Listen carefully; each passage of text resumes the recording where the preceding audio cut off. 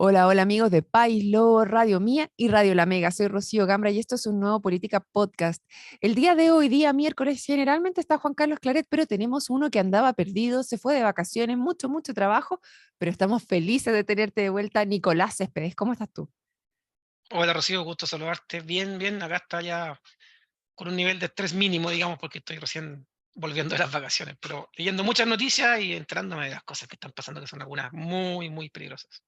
Así es, y como Nico estuvo lejos de los micrófonos tanto tiempo, vamos a conversar de bastantes misceláneos, vamos a darnos vuelta en algunas cosas. Específicamente venía con su preocupación personal de qué está pasando con las ISAPRE. Yo le dije, querido Nicolás, he hablado con muchas personas respecto a este tema dentro de la semana y la semana anterior, así que ningún problema ayudar a analizarlo y también a nuestros auditores en este aspecto. Pero antes, hay una tradición que tenemos con Juan Carlos Claret que no la voy a perder los días miércoles y es saludar específicamente a Puerto Octay y al Río Negro. Así que les mando los saludos de parte de Juan Carlos y de parte mía también a esas dos comunas los días miércoles. Viene que viene, ¿eh? Sí, él Muchas tiene, veces como una olvidada por algunas autoridades. así es, pero él tiene ahí su grupo que nos escucha constantemente y por supuesto siempre les vamos a estar mandando los saludos. Querido Nicolás, te iba a decir las caipiriñas, pero no. ¿Qué estaban tomando en Estados Unidos? ¿Qué trago te tomaste en Estados Unidos? ¿Mirando la playa? Oh, la verdad, vino chileno casi. Sí, la verdad que yo no tomo o sea, fuertes, pero para contarle a la gente, un viaje que tenía prometido mi señora hace mucho tiempo, desde que llegué a la Seremilla, que ya no tenía vacaciones hace mucho tiempo, así que nos fuimos a Miami a dar una vuelta, y se puede definir como hermosamente caro. Esa es como la definición que tiene esa ciudad, en conflicto eterno, porque ha crecido. La gente que está, los multimillonarios que estaban en Nueva York se fueron a vivir a Miami después de la pandemia, y ahora hay un nivel de inversión muy grande y apunta a ser el estado más grande de Estados Unidos y hay algunas cosas que uno no logra entender. O sea, en cada esquina había un puente levadizo y uno se acuerda del Caucao y dice, pero ¿por qué no vinieron para acá? Y dije, señor, hagamos un puente ya en Valdivia, listo. No, acá tuvieron que hacerlo desde cero y pasó lo que pasó. Entonces, uno como que primero de golpe en la infraestructura dice, "Ah, Dios mío, esto no sé si será el dinero o la forma de planificación, pero hay un tema de infraestructura que está años luz, excepto, excepto con Santiago Oriente. Uno va a Santiago Oriente y ve lugares muy parecidos. Yo estaba en un lugar bien caro, casi financiero, que se llama Brickell, que está al sur del centro, digamos, y es como estar en Vitacura, es como estar en el Golf, es como estar en ese sector. Es la misma infraestructura, aceras, veredas muy amplias, edificios muy altos, todo lindo, todo limpio. Eh, Santiago se parece mucho en ese sentido a Miami, tiene un buen estándar, pero todos sabemos que es solamente el Oriente. Nos Entonces, falta la playa. bueno, y la playa, obviamente, pero en cuanto a infraestructura, ciudad, eso pasa en Santiago, existe, y ahí hay una gran diferencia, porque en Miami eso está en 40 lugares, no solamente ahí, está aquí, allá, entonces hay muchos focos de distintos desarrollos, cosa que me acuerdo del alcalde Gerboy que dijo que el plan regulador 9 iba a ser con multifocos. Uno espera que la ciudad se desarrolle en distintos lugares para que la gente no tenga que viajar kilómetros, hacer sus cosas y todo eso. O sea, el temporal que está hoy día se corta la luz en el centro y nadie tiene servicio. Entonces, esa es la gran diferencia. Y lo otro, que existen los mismos problemas que acá, de la sociedad. Hay un ¿Así? gobernador, del estado, que allá son federales, que es republicano. Oye, pero ese no se va a tirar ahora de presidente. Claro, imagínate que él salió porque tiene ascendencia latina, Mm. pero es republicano. Entonces ahora sacó una ley, él mismo la impulsó de un principio, que fatal porque está pidiendo autorización a los no documentados para poder trabajar. Hay mucha mano de obra en los campos, en los hoteles, en los restaurantes, en la construcción, que son gente que está indocumentada.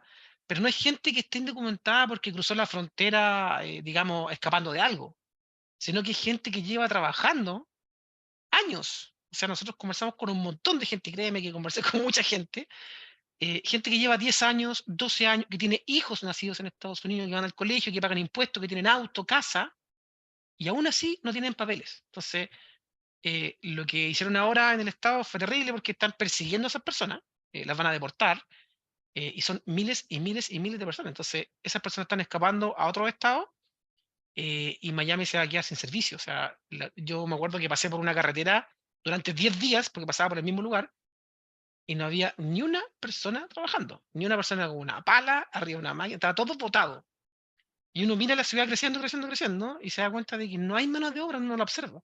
Se estaban perdiendo los acres en el campo. Entonces, ahí uno dice, claro, no solamente nosotros tenemos problemas de políticas públicas, sino que también ocurre en estados como ese, y peor aún, que la decisión es política, porque el gobernador lo hizo para tener la viena de la gente blanca para poder tirarse candidato a presidente. Claro, Entonces, una la vez más nos venia. encontramos, la venia, una vez nos encontramos con un político que toma decisiones de políticas públicas por un beneficio personal electoral. Y eso me suena muy parecido a mí.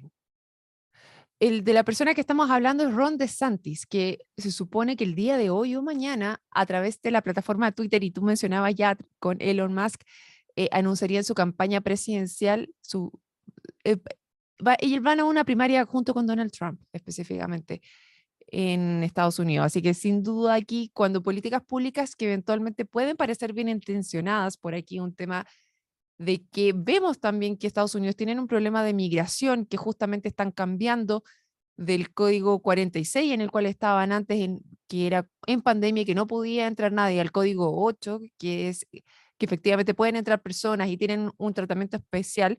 Ha venido una migración descontrolada, se podría decir, o unas caravanas a través de México, porque AMLO también abrió las fronteras. AMLO, el presidente de México, abrió las fronteras para que pudieran entrar más personas. Entonces, en este minuto se está produciendo una situación bastante crítica en la frontera de Estados Unidos, en la zona de Tijuana, por ejemplo, que mostraban de hecho unos videos que se han hecho virales en los cuales aparecen saltando el muro y un bebé cayendo, un niño de 4 años que lo lanzan en esta desesperación. Entonces, está aquí cómo se hacen estas políticas públicas en las cuales tienes una migración con alta presión de ingreso versus personas que están hace mucho tiempo que ya están incorporadas dentro del sistema norteamericano y que estas políticas tan estrictas, sin matices, te pueden generar debacles importantes como lo que nos menciona Nico, en el cual te estás quedando sin mano de obra para hacer trabajos en los cuales no hay una presión de Estados Unidos por hacerlo. O sea, ellos no lo quieren hacer, por algo lo están haciendo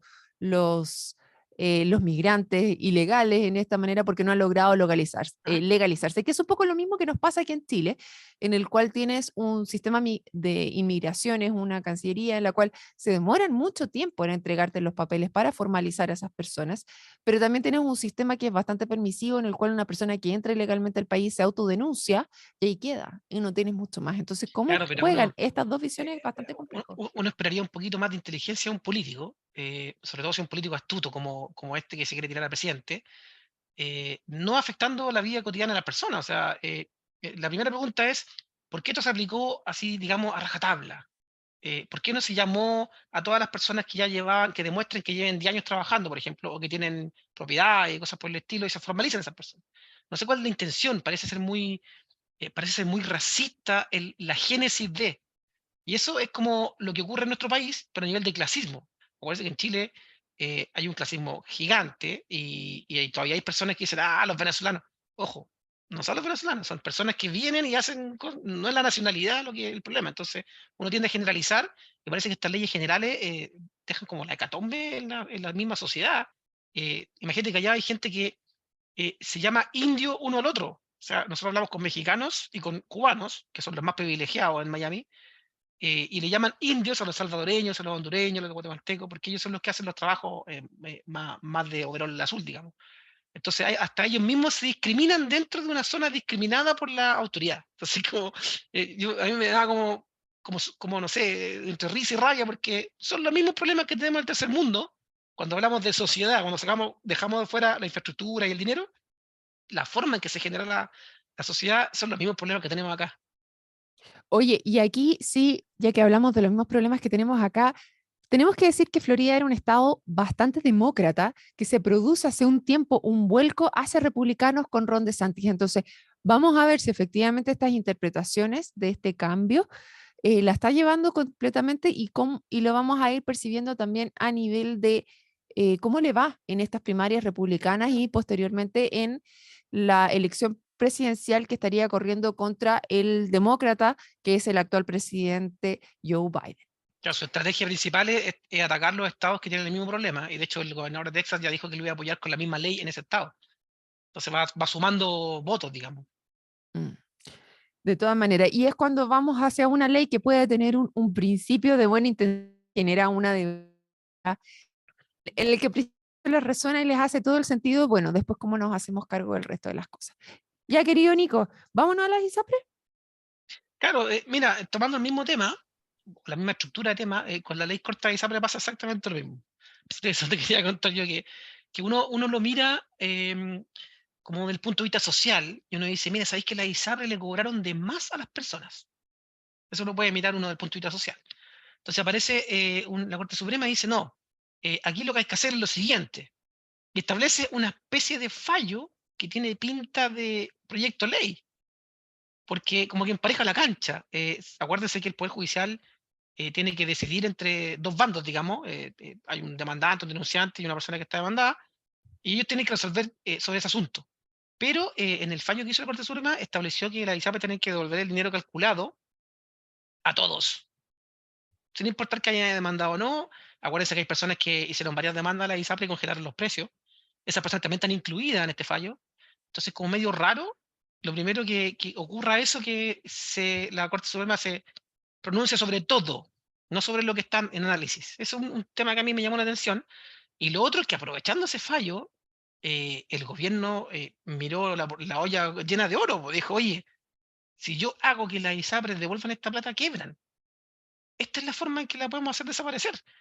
Y claro, mostraron hoy día en la mañana unos cálculos de dinero, y aproximadamente lo que decían en una radio específica, decían que eran como 35.000 millones de pesos de utilidad en las ISAPRES anuales. Y lo que hay que devolver es casi lo mismo mensual. Entonces, obviamente, los números no dan, y esto va a la quiebra y desaparece. Entonces, ahí como que el gobierno fue muy astuto y dijo, ah, mira, ocupemos este fallo, y lo mandó como una ley corta al gobierno, o sea, al Congreso, y ahí está la pelota. Y no sabemos qué va a pasar, porque yo pienso en eso y digo, oye, ¿qué pasa si esto desaparece? ¿Qué pasa con esa deuda? ¿Qué pasa con la gente? ¿Qué pasa con la gente que trabaja en ISAPRE? ¿Qué pasa con las clínicas, los servicios de salud? O sea, hay tanta masa de gente involucrada en esto que sería una catástrofe de proporciones. Entonces me preocupa mucho que desde la política pública, desde el Congreso por lo menos, se haga como el populismo y diga, no, es que efectivamente esto hay que devolverlo, así que se cierran. Oye, estoy muy preocupado por eso. Entiendo que el Congreso hizo una reforma también como alternativa, pero yo veo medio oscuro el tema salud, sin contar que en nuestra región hay problemas también a nivel municipal. O sea, imagínense un sistema público colapsado, un sistema privado que quiebra, y además sistemas municipales de salud, de primaria, donde no han pagado no sé hace cuánto tiempo sueldos e imposiciones. El caso de Ancud es el más importante de la región. Entonces, hay una crisis verdaderamente crítica. No sé qué va a pasar con la gente que tenga que operarse, enfermarse en el futuro. La verdad que lo veo muy oscuro. Sí, bueno, aquí son varios temas en particular. Respecto al primero que tú señalas, existe una columna de Carlos Peña que salió en el diario El Mercurio el domingo, si no me equivoco, en el cual él le llama la mala salud institucional y se refiere justamente a la capacidad que tiene la Corte Suprema de fallar de la manera en que lo hizo. Hay varios, he escuchado varios analistas políticos en los cuales señalan que aquí hay una discusión, no es la discusión central respecto a salud, pero sí de cómo la Corte Suprema se pronuncia frente a un fallo. Ahora sí, son 12 en general, no es uno solo, sino que son 12 recursos distintos, pero sí lo hace extensivo a todos los afiliados. Y ahí es donde está Y la... retroactivo. Pero desde el año 2010, si no me equivoco, o sea, desde cuando se Claro, genera pero el factor, o sea, como que ordena devolverse lo efectivo, claro, que tiene que devolverlo desde ese punto. Ahí también queda la duda respecto a en qué momento se tiene que empezar a devolver. A mí me cabe la duda respecto a dos cosas. Una que todavía no tengo resuelta es respecto a los chicos, cuando los niños tienen menos de 2 años, porque se supone que no deberían cobrar. A mí también me hacía ruido cuando yo iba y tenías que adherirte a un plan y de hecho muchas veces te hacían cambiar el plan de salud que tú tenías. Yo me acuerdo haber reclamado en ese minuto por añadir a tu hijo. Ya eso me hacía demasiado ruido tener que cambiar tu plan para poder añadir a otro. Pero yo me acuerdo ahí lo reclamamos y creo que eso no lo hicimos. Me mantuve con el plan que yo tenía inicialmente. Pero sí, lo que sí tenías que hacer era ingresarlo a los 7 meses para que te pudiera cobrar. Y ya ahí te empezaban a cobrar. Y me acuerdo que yo lo hice después, se me olvidó en mi segundo hijo, no lo hice. Y tuve efectivamente que pagar retroactivo 2 o 3 meses antes de que él naciera, a pesar de que no lo había usado. Pero tuve que pagarlo para que efectivamente pudieran empezar a cobrar después. Entonces, bueno, vamos a ver si en ese caso yo ya no estoy en ese plan, pero sí efectivamente eso corresponde que te Y restituyen esos dineros.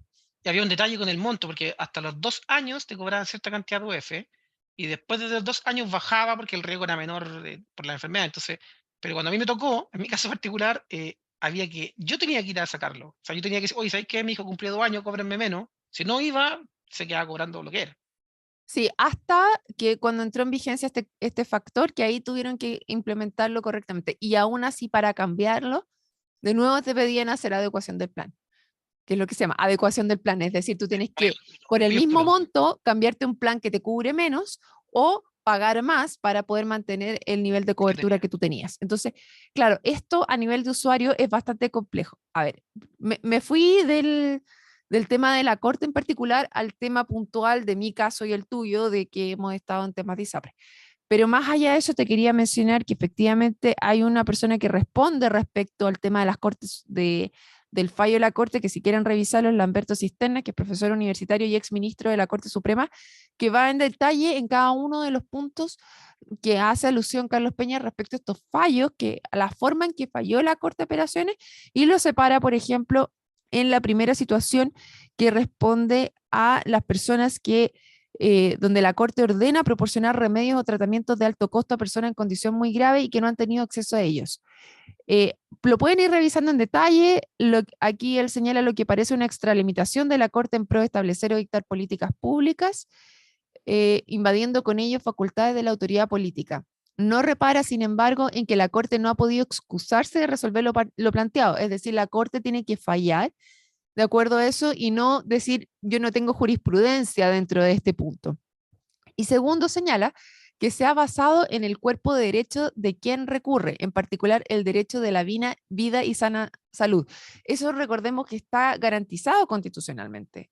Entonces la Corte tendría que ir a ver si efectivamente eso es algo que se está cumpliendo o no, y en función de eso es donde falla.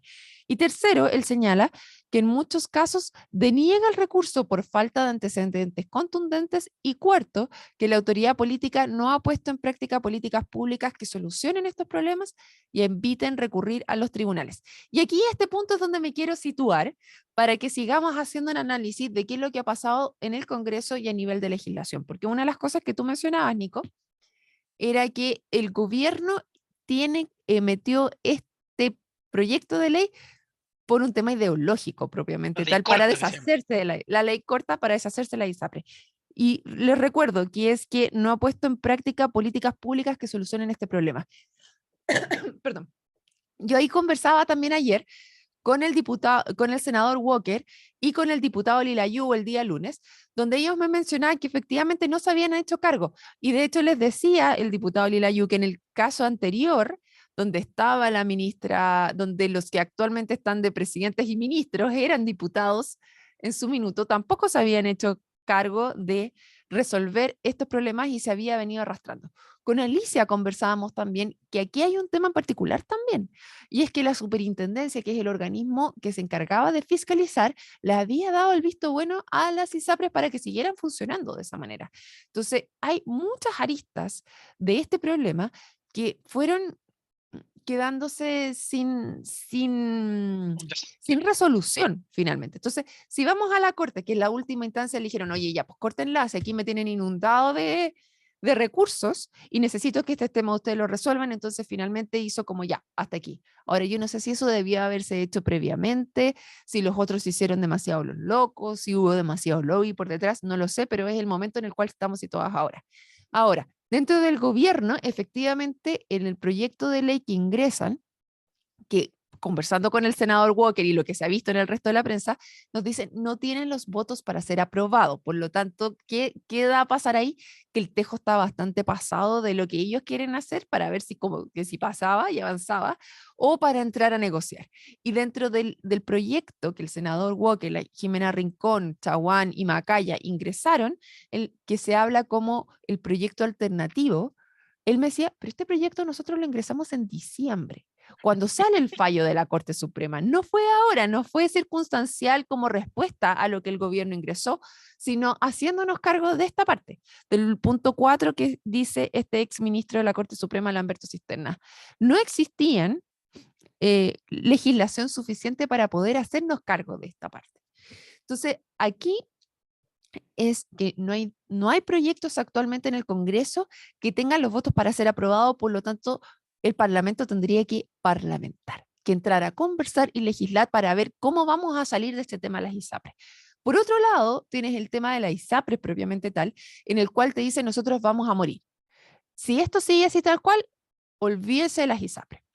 Entonces ahí yo conversaba con Alicia el lunes también en el proyecto, conversábamos en el Política Podcast y le hacía un análisis. ¿Cómo estaba? Si ponemos la lupa y este zoom, ¿qué significa? Y es un poco lo que estabas diciendo tú, Nico, antes. Lo que se está pidiendo que se devuelva es lo que han ganado en 30 años. Y dentro de eso, conversamos también con el diputado y la lluvia y le decía, aquí las personas que estamos en ISAPRE estamos por una razón, porque tú libremente, a no ser de este grupo específico en el cual tú tienes una preexistencia y tienes un tratamiento en curso que no te permite salir del Cambiarte, ISAPRE en el claro. cual estás, tú estás a irte a FONASA, que es un grupo que está como atrapado dentro de este sistema, todo el resto voluntariamente se quedaron en este sistema. Tú te podrías haber ido. Ahora, la otra alternativa es tan mala que tú dices, ¿sabes qué? No me quiero ir para allá, me voy a quedar, aunque sean abusadores, me voy a seguir quedando en este sistema. Entonces, a las personas que se le devuelven es esas personas que estarían afiliadas, a pesar de que hay algunos titulares que dicen que un 73% de las personas quieren que les devuelva completamente. También hay una encuesta Black and White que te dice, dentro de las personas que están en FONASA, un 73% te dice que te devuelva la plata, pero resulta que la gente que está en FONASA no tiene nada que ver con la ISAPRE, ¿cachai? Literalmente en este abuso en particular. Y dentro de las personas que están en ISAPRE, un 55 te dice que no quiere que le devuelvan de esa manera, o sea, finalmente te están diciendo que la ISAPRE no caiga, que el sistema de ISAPRES no caiga. Entonces, los fallos de la Corte se tienen que cumplir. Ahora, ¿en cómo se cumple?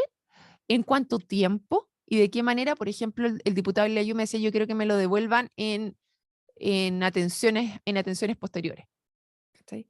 Y por otro lado, el Congreso no se ha hecho cargo para que el sistema se mantenga vigente, porque vemos, y aquí te tiro otra lista, querido Nicolás, y es que se está yendo, en este sentido de las personas que se pueden ir, 300.000 personas se fueron de ISAPRES a FONASA, que generalmente esas son las personas más sanas. Entonces tú tienes un Y las más sistema, jóvenes. las más sanas y más jóvenes, que creo que iban entre los 25 y los 30 años, por ejemplo, Sí, entre los pero ojo, 19 y 30 años. ojo que esa decisión no siempre es voluntaria. Parece voluntaria, pero mira, a mí me pasa un caso muy específico. Yo tengo una pequeña consultora y contraté a una persona. Esa persona estaba en un plan de ISAPRE, que estaba complementado con la mamá. Y ahora que ahora que está trabajando independiente, no le alcanza su plata para estar en ese plan. Por tanto, la decisión que tuvo que tomar es cambiarse a FONASA. Entonces, estructuralmente el sistema la obligó casi a irse a FONASA. Entonces, claro, a lo mejor hay mucha gente que se cambia, pero tú no sabes por qué. Claro, o sea, yo estoy en la radiografía que habían hecho decían que mayoritariamente eran hombres dentro de ese grupo etario que son los que menos enferman en general. Pero eso es cuando tú hablas del sistema solidario donde tú pagas una prima mensual, tú estás hablando de un grupo en el cual los que están más sanos van aportando al que está más enfermo. Claro. Entonces, ahí yo no sé qué tan viable sea efectivamente como están quedando actualmente las ISAPRE, que se mantenga en el tiempo. Y de O sea, ahí hay distintas alternativas. mientras más enfermo y más grave, menos probable va a ser. Pues entonces, es como, tiene como los días contados, uno podría pensar en eso. O es muy alta la prima también que te están pidiendo. Entonces ahí es donde el proyecto que había ingresado en el caso del senador Walker ahí entra la duda porque ellos estaban reajustando el precio base, entonces era como que de cierta manera igual te quedabas en las mismas, de que a los que son con más riesgo les sale mucho más caro, pero cómo haces un sistema que funcione, yo creo que ahí está la duda y cómo lo van a resolver. Vamos a ver si la clase política está Sí, actualmente disponible para eso. yo recuerdo que el presidente Piñera tenía un plan del plan universal de ISAPRE, que era así como, De salud. eh, claro, que en el fondo tú estás en el ISAPRE, pero tenía un plan, yo quiero el plan universal, ok, y tenía algo que tiene un estándar mucho más alto que el sistema público, entonces es una cosa intermedia. No sé en qué quedó eso, ¿ah? Pero mira, hay otras dudas también. Hoy día en la mañana hablaba un ex superintendente de ISAPRE Salud, que hoy día también asesora al Banco Mundial y un montón de cosas, y hablaba él de que dentro de la superintendencia tampoco hay una metodología clara para el cálculo. Y ahí es donde yo digo, puede que tenga razón, porque cuando yo estaba en el Ministerio de Transporte, tampoco había una metodología clara para el cálculo de subsidio de los barcos, por ejemplo. Entonces, Sí, po. ¿de dónde sacaron esos 1.400 y tantos millones de dólares? ¿Cómo se Y eso, calculó? ¿Qué aplicaron? y eso es otra de las cosas que ya he conversado con tanta gente, no me acuerdo quién me lo dijo, pero así, creo que fue el yo que le decía que la ministra o sea, gobierno, Camila Vallejo, le decía a la ISAPRE, bueno, díganos cuántas debe y cómo lo va a pagar, po. Entonces se le devolvía la pelota al tema de las ISAPRES de cómo era. Y las ISAPRES en general tampoco han estado a la altura en ese minuto porque están diciendo, aquí va a quedar el acabose si está como seguimos como ustedes, y es un Ya, tema ideológico y no sé qué. Entonces están en una discusión sin mucho sentido. pero un Y uno salvavidas al como, gobierno, ¿ah? Un salvavidas, porta un buque, la Corte Suprema le dio un salvavidas, porque ahora el gobierno dice, oye, la Corte, el Poder Judicial, yo no tengo nada que ver con el Poder Judicial, dice, le está diciendo a usted que tiene que cumplir con la ley. No es que yo quiera como gobierno eliminarlo, sino que usted tiene que cumplir, ¿qué me dice a mí? Y son un poco las bueno, palabras de la vocera, dice, oiga, no sé, dígame cómo va a pagar. Entonces como que es un tremendo salvavidas que le dio en este momento que estaba pésimo, y sobre todo hoy día que es noticia, acuérdense que lo que pasó con el combate naval de Iquique, ahí con la celebración que nos dejaron entre la gente, entonces ahí como que llegó justo en el momento que tenía que llegar. sí, o sea, bueno, nosotros, tú estás de vacaciones, pero nosotros venimos conversando de este tema hace un rato y sin duda va escalando y Sí, pero, vamos pero a el ir, lunes, el lunes hay que tomar la decisión, pues. el lunes hay que tomar la decisión, Nico. Sí, el lunes hay discusión ahí en el Congreso sobre el tema. Hay un día clave el lunes respecto a qué hacer, si es que se toma la ley Ah, claro, corta, si pero es que no, si es que. es que se pueden refundir eventualmente los proyectos y cómo van a dar la salida. Bueno, eso es lo interesante y quienes están en la conversación es ahí súper importante. Querido Nicolás Céspedes, lamentablemente se nos acabó el tiempo. ¿Viste que te echábamos de menos? Para venir a conversar de los distintos temas y a todos los Oye, auditores que estaba se pensando en sumaron el esas día de hoy. personas que, Dime. en esas personas que ayer se celebraron los techos, que viven camino a la carrera austral, que tienen los hijos resfriados, enfermos, la posta no está funcionando y más encima tienen problemas de salud, no tienen o sea, imagínate las consecuencias de esta cosa en el pueblo, en las personas. Terribles. Ojalá que los políticos tengan eso en su cabeza cuando piensen el lunes lo que van a hacer. Así es. Ya, querido Nicolás, y a todos los que se sumaron, los invitamos mañana a otro Política Podcast. Chao, chao. Chao.